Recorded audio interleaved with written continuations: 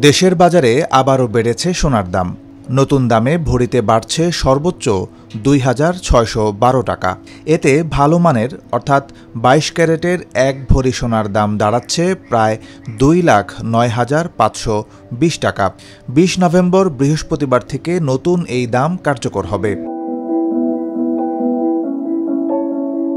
১৯ November বুধবার রাতে এক ঘোষণায় বাংলাদেশ জুয়েলার্স সমিতি বাজুস জানায়, স্থানীয় বাজারে তেজাবি সোনা বা খাঁটি সোনার মূল্য বাড়ায় বাজার দর সমন্বয় করতে হয়েছে।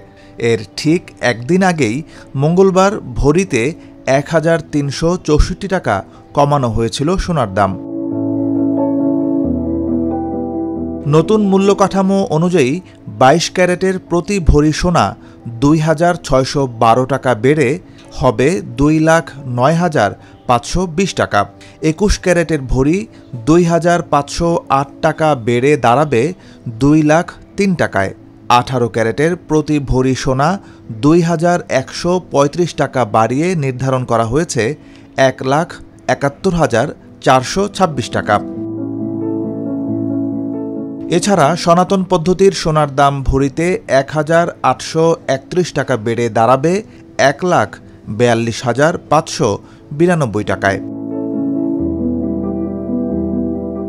১৯ নভেম্বরের বাজার দর অনুযায়ী ২২ ক্যারেটের ভরি সোনা বিক্রি হয়েছে ২,০৬,৯০৮ টাকায়। ২১ ক্যারেট ১,৯৭,৪৯৫ টাকা।